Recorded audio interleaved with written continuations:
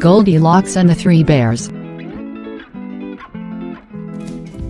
Once upon a time, there was a little girl named Goldilocks.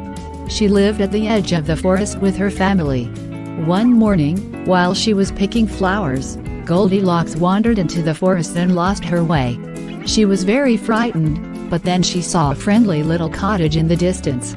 The friendly little cottage belonged to three bears. One was a great big papa bear, one was a middle-sized mama bear, and one was a tiny little baby bear. That morning, the three bears decided to take a walk while their porridge, which tastes like oatmeal, was cooling. It was too hot to eat. Right as they left through the back door, Goldilocks came in through the front door very quietly. The first thing she saw and smelled was the sweet, steamy porridge.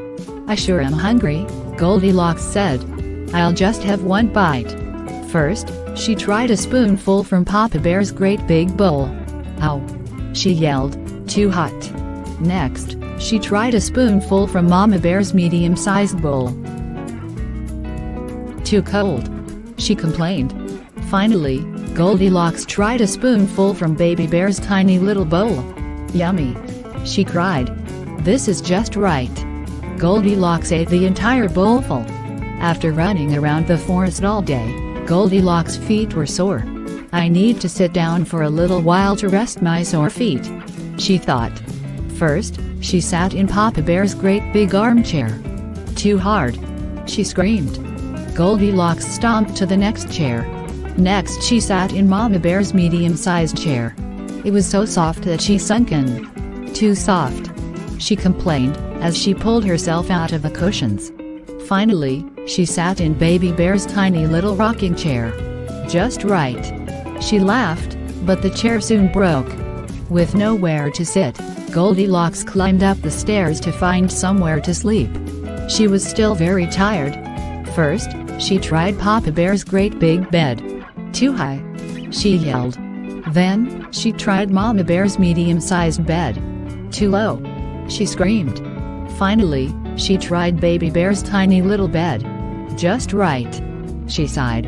Then Goldilocks fell asleep and dreamed dreams of flowers and warm cookies. Just then, the three bears returned home from their walk. They saw spoons in their porridge, and were very surprised. "Who's been eating my porridge?"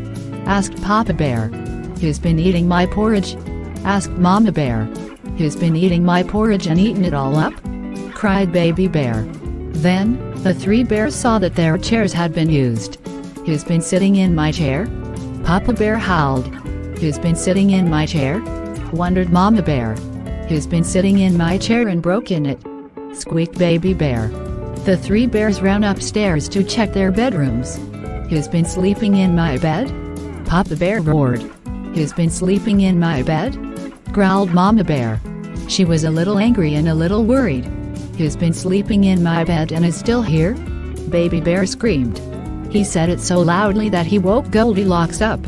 She was so frightened that she jumped out of bed, then jumped out the window, and raced through the forest until she heard her mother's voice. Goldilocks was so happy to see her mother that she promised to never wander through the forest alone again. The next day, though, she realized she did something wrong by trespassing the bears' house and using their stuff without permission, so she felt sorry and went back to apologize to them. She knocked at the door politely this time, and Mama Bear appeared before her right away. "Hello," Goldilocks said, frightened. "I am very sorry about yesterday. What I did was wrong. I ran away because I was scared." "It's okay, dear, don't worry. Come inside to meet the rest of the family." Mama Bear told the other two bears about Goldilocks' apology, and they were glad to have her company. They became very good friends from then on, and Goldilocks kept visiting them as often. An old woman and an old man lived alone. They don't have any children. The old woman's in the kitchen. She's making something. It's a gingerbread man. He has a head. He has arms and legs. He has 2 eyes, a nose, and a mouth. The old woman is happy. "You're a little boy," she says. "My little boy. In you go," says the old woman. But soon the old woman hears a little voice. It's coming from the oven. Open the door, says the voice. I want to come out. The old woman opens the oven door, and the gingerbread man jumps out. Oh, says the old woman. Stop, says the old woman. Come here.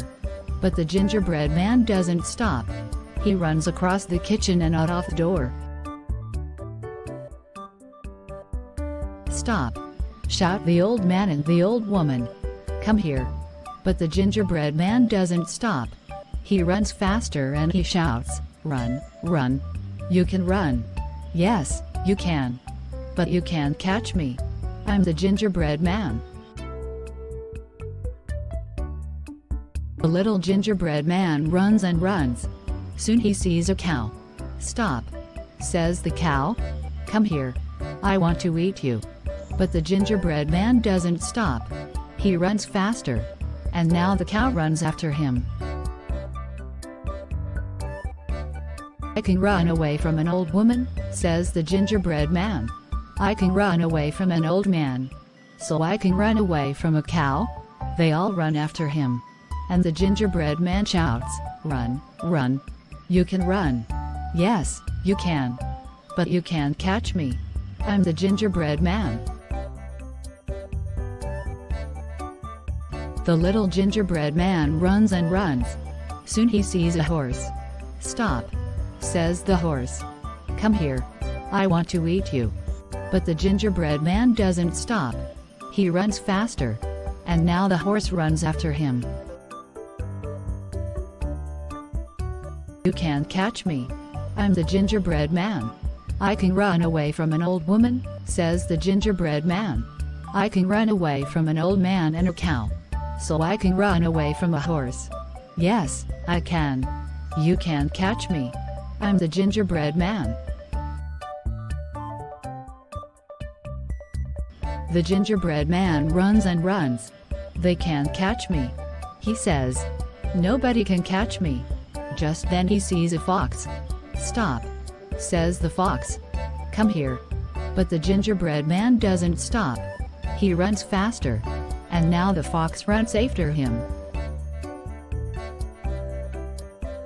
I can run away from an old woman, says the gingerbread man. I can run away from an old man. I can run away from a cow and a horse. So I can run away from a fox. They all run after him and he shouts, run, run. You can run. Yes, you can. But you can't catch me. I'm the gingerbread man.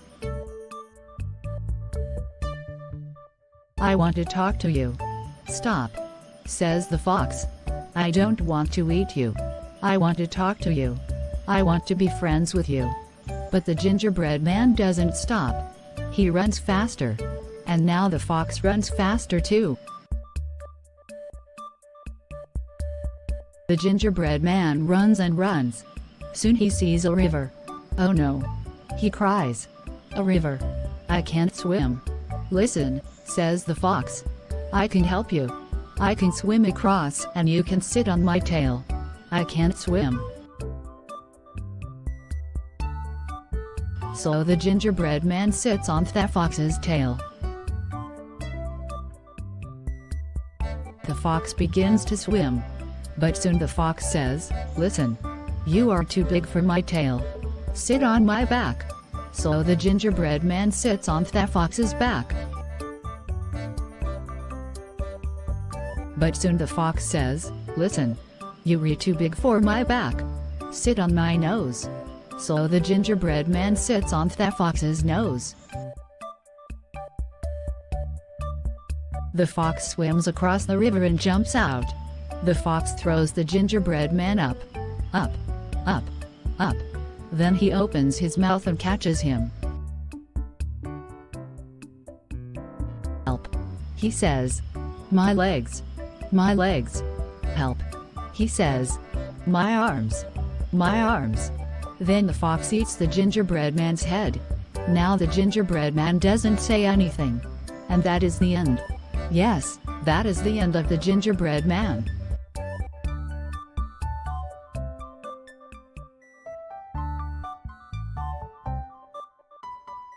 The Lion and the Mouse.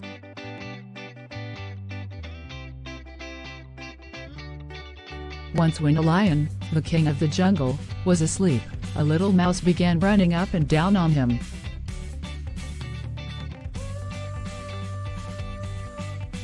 This soon awakened the lion, who placed his huge paw on the mouse, and opened his big jaws to swallow him.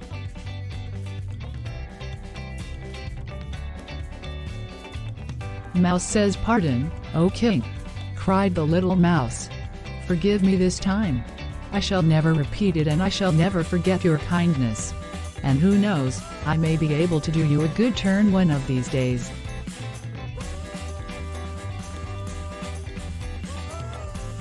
The lion was so tickled by the idea of the mouse being able to help him that he lifted his paw and let him go.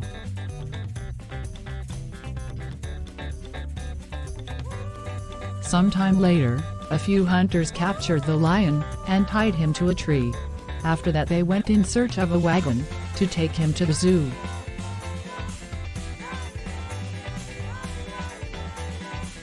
Just then a little mouse happened to pass by. On seeing the lion's plight, he ran up to him and gnawed away the ropes that bound him, the king of the jungle.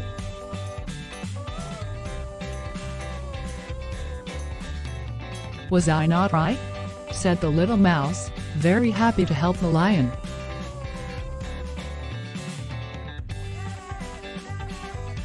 Moral of the story: small acts of kindness will be rewarded greatly.